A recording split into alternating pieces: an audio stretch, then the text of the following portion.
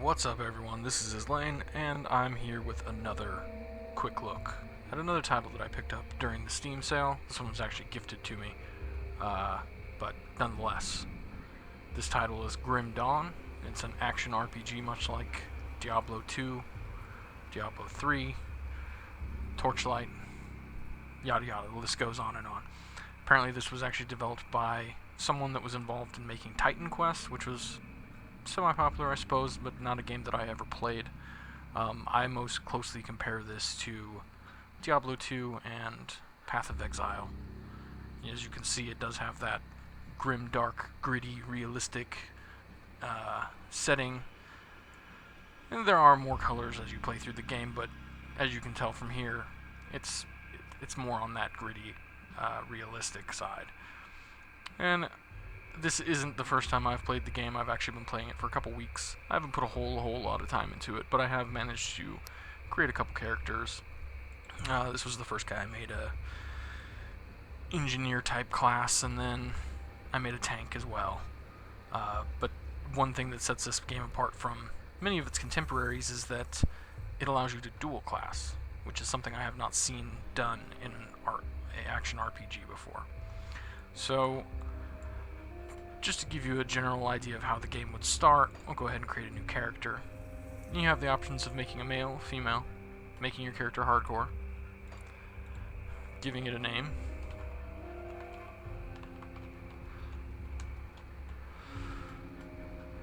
and creating it.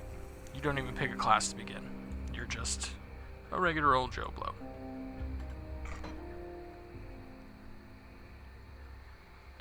Now this game is technically still in early access. It is available on Steam for $25, I believe, but they have announced that it is feature complete, meaning it is done, and they're just waiting until February to actually go into full release.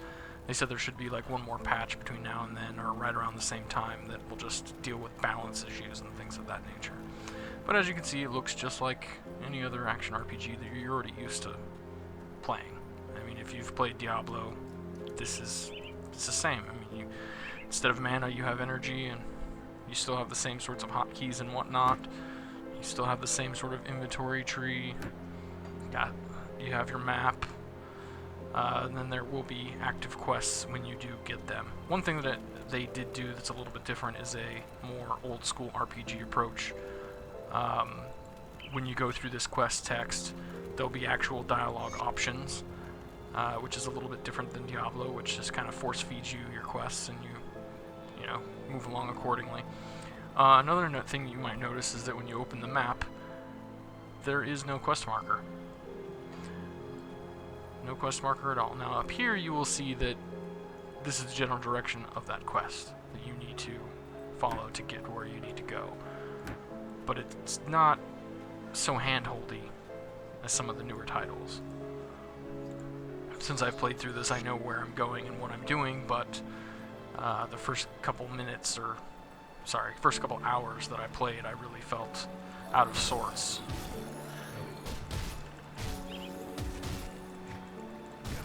Only because of having been spoiled for so many years.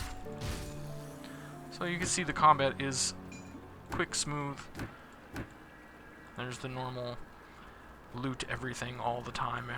Constant loot grabbing, certain items that you can break.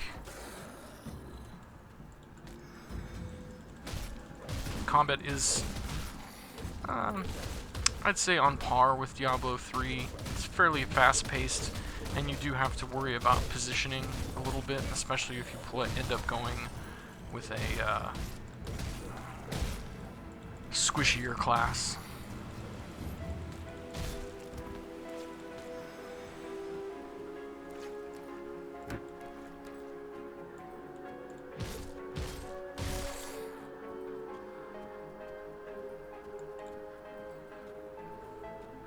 But yeah, for the most part, if you've played one action RPG, you have played them all. So this one doesn't do a whole hell of a lot to separate itself from the pack. But it is less expensive than most, as most cost, you know, $40, $50. Maybe 60 even. I know Diablo 3 cost that when it came out. And this feels really well done. polished. The graphics are well done. It runs smoothly. I consistently get 60 frames a second. Haven't seen slowdowns even with tons of mobs on the screen. But the same goes for Diablo 3. I don't really have issues running that game either. Though this one does have, I think, a little bit more customization as far as the settings go. I have everything set to max, so it just runs well. As soon as I kill these guys, I'll show you how the game further differentiates itself.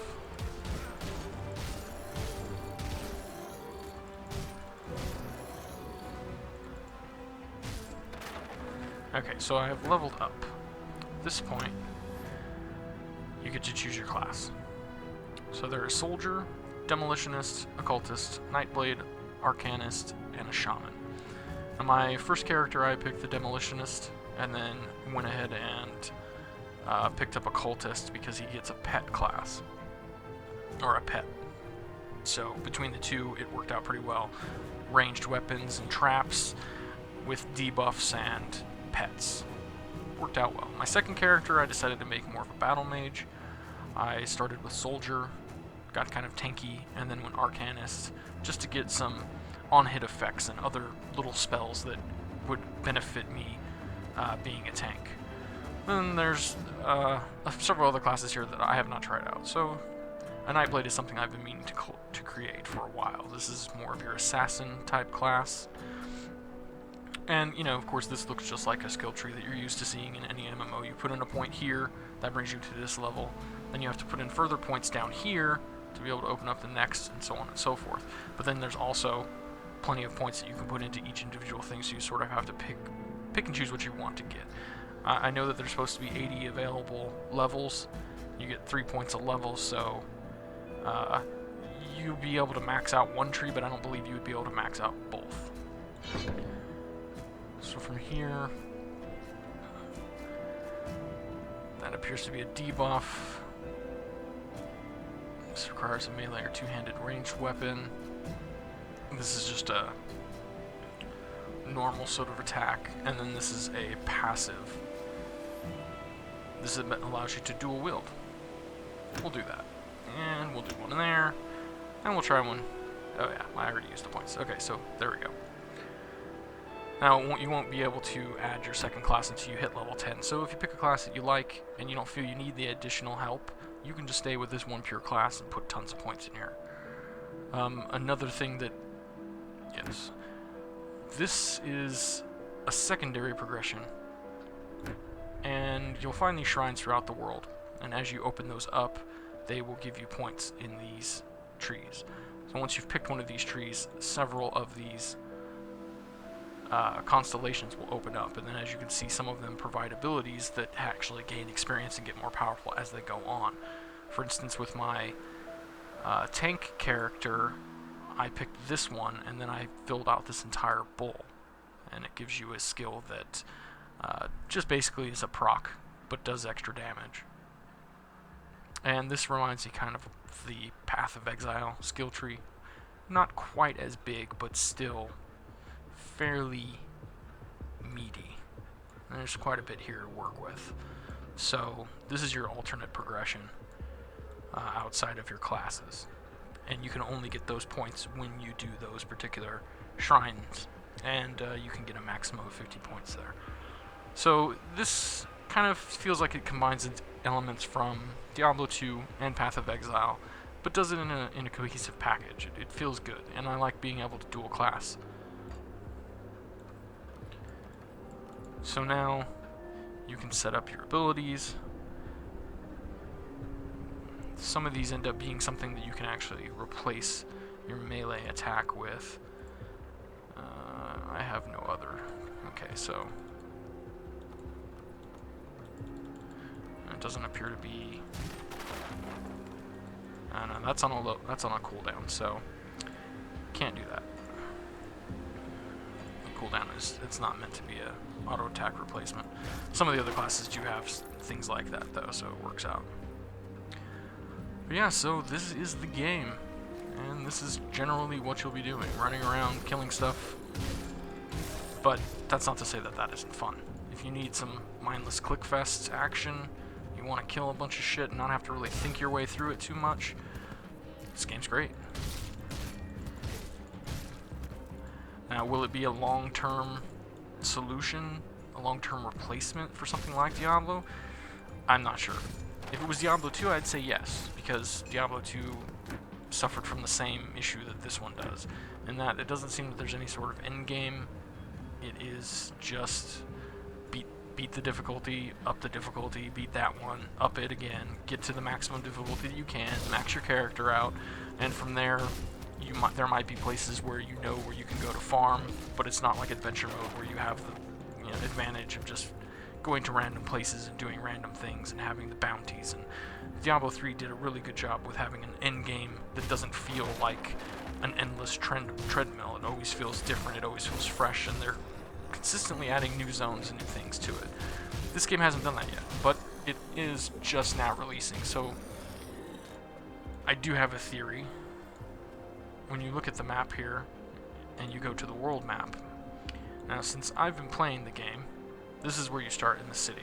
Since I've played the game, I've made it all the way up to here, and that's where I'm about level 20. As you can see, then it kind of ends, and this is kind of bordered off.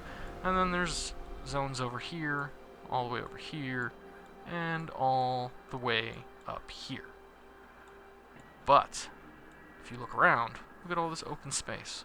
Look at all this open space. All this open space up here. All above that. And then there's even more little nooks and crannies down here, a huge open area down here. It does appear like there's going to be expansions. So this may end up having some sort of end game later on, or if nothing else, we'll have multiple expansions. So this looks to be a game that isn't going to be done for a while. And that's good, because then you can play through it, and maybe you'll get bored and you'll set it down. And eventually they'll put out something new and you can come back and check it out. Overall, I think it's a pretty cool game. Now, that gives you kind of the general idea of how you'll start out. Well, let's go to my high level guy, or higher level guy, and take a look at that. So you can see some of the abilities and spell effects in action. So, this is your portal, and there is a portal system, much like Diablo. You can use it down here as well, the rift. You can open up your own personal rifts, and there are checkpoint rifts, as you go, so.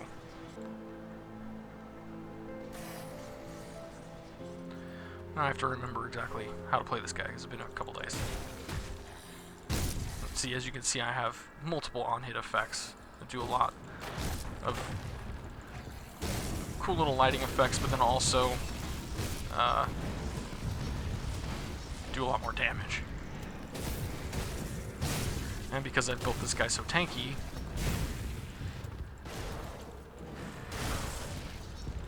I don't take a lot of damage either. Although I am a little bit higher level than these mobs right here, so. There is no scaling from what I've found. It appears that mobs stay similar level for particular areas, so when you come back, you're not going to get a lot of experience. But that's okay. And as you can see, it has some of the similar color coding. In this game, it's white and then yellow. Greens are a little bit better, I believe, and then blues. I'm not sure what high-end game stuff looks like yet, because I have obviously not gotten there. I don't really remember what I was doing either, so we'll just wander around and kill some shit and call it a day. I mainly wanted to make this video because I was talking this up on my podcast not that long ago, and my co-host was like, wow, I really think that sounds cool, but was kind of on the fence as far as whether or not it was worth the money or that they would actually play it that much. So I thought I would put this out there so that, if nothing else, my co-hosts or some of the other people that I've talked to about the game can check it out and see if they really want to purchase the game. I like being helpful.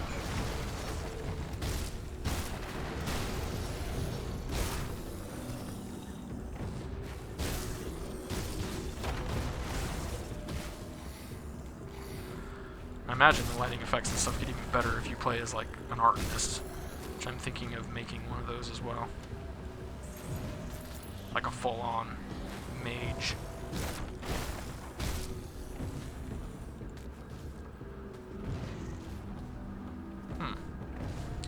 Can't get to you.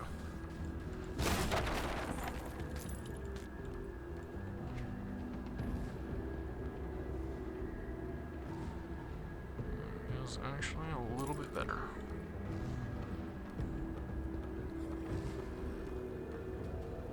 There's also a unique system. I don't have any of them on me, but there's an upgrade system for weapons that's kind of similar to Path of Exile, the way all those little baubles will drop and each will do different things, and you can combine them into bigger versions of the same thing that will have a greater effect on what you apply it to.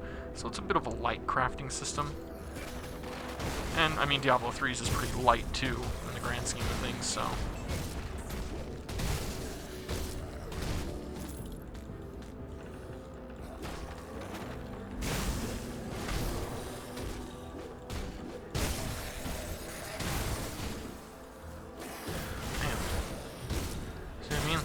A lot more enemies when you get a little further along.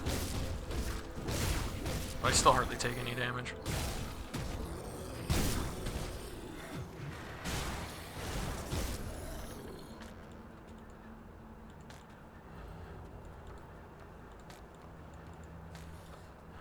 There's also a bank back in the town. You can stash stuff. Ooh, no, see, that was a different color. Oh, no, that's one of the items I was talking about. See, it's a partial component. If I add, combine this with two more, it will make a full component, and then it adds things to particular items. Like this one in particular works on weapons, shields, and offhand. Some work on armor, some work on jewelry. But as I was saying, there's a bank and there's a shared stash in there as well, so you can transfer items between your characters. Though they are separated by hardcore and normal. So far I've only played on normal because I typically will do that just to like get through a game. And then I did with Diablo 3. I played through normal first, and then once I had beaten the game, knew what was going on, had pretty much mastered everything there was to master, then I moved on to hardcore for the extra challenge, which is something I will most likely do with this game as well. There's supposed to be 4 acts already included, but I have not seen a separation into I have not transferred into a secondary act yet, so I'm not sure how they are split up. And the story is fairly light, but this is supposed to be something of a real world that had some sort of apocalypse and society crumbled. But yeah, the story is a bit like, who cares? But that's kind of how most action RPGs are.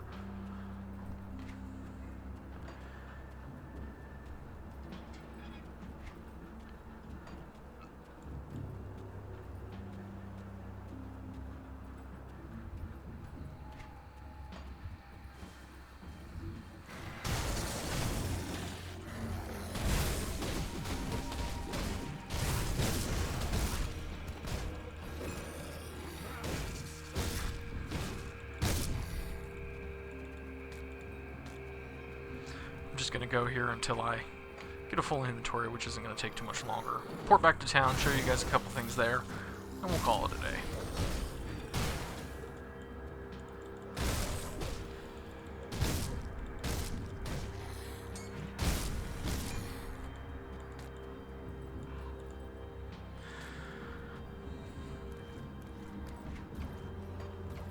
Okay, so now we're getting to some areas that I have not fully explored yet.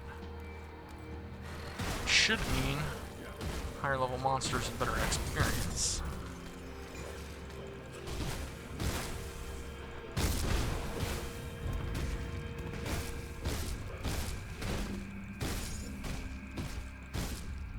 Surprisingly, I like the tank skills and abilities in this quite well.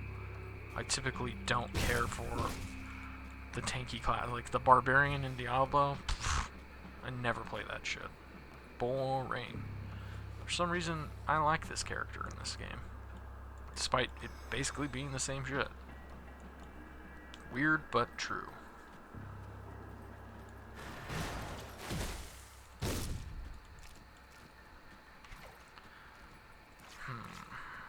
Appears I cannot go that way.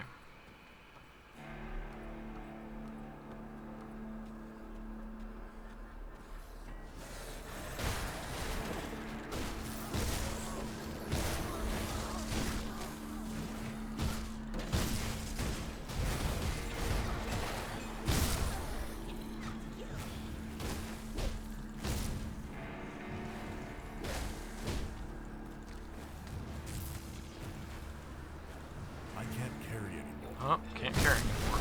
Means I gotta go back to town. Can't carry anymore. I can't carry anymore. I would rather have that.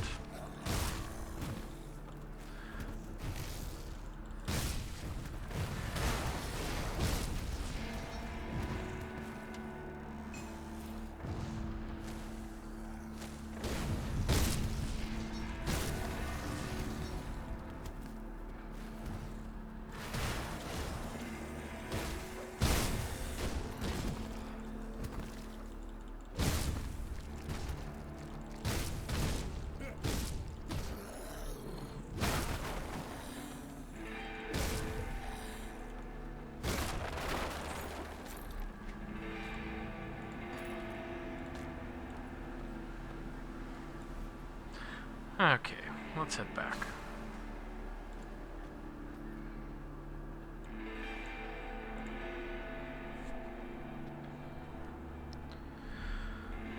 So, back in town.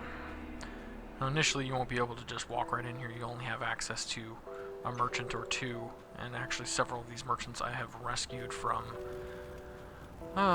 different areas, different quests, things like that, so they're not all here initially, but this is your stash guy, which I have plenty of crafting components here stashed.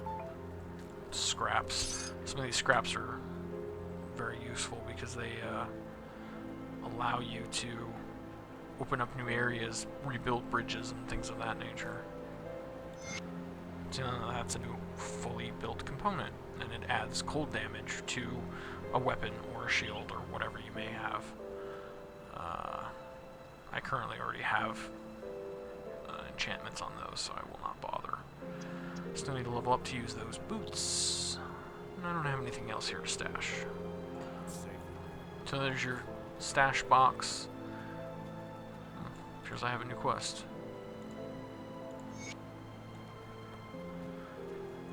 And this is the respec guy, in case you screw up on your skill points. And there is also a merchant that has to do with your faction. Apparently, I have not yet gotten to the next level, but eventually you get through that. I'm not sure how you look up your faction. Oh, it says right there, friendly. So I get a little bit of a discount and access to the vendor. But anyhow. And then a couple of these give quests. This is your armor, which I have not really looked at. Ah, I guess you can craft here. So that's more of the Diablo style crafting. So yeah, there you have it. That's basically all there is to see and do, at least here at the beginning, and that should give you a good enough idea to know whether or not you would care to play this title. Honestly, I think for $25 it's a steal. I happen to get it on sale for a little bit less, but you know, I'm sure it'll go on sale again here soon. But even still, $25, it's a great game. So yeah, if you guys like this video, like it, subscribe, share it, do whatever you need to do. Let people know. I'm trying to get a little more of a following on YouTube, and I'd appreciate that. And I will see you guys soon with a new video. Catch you later.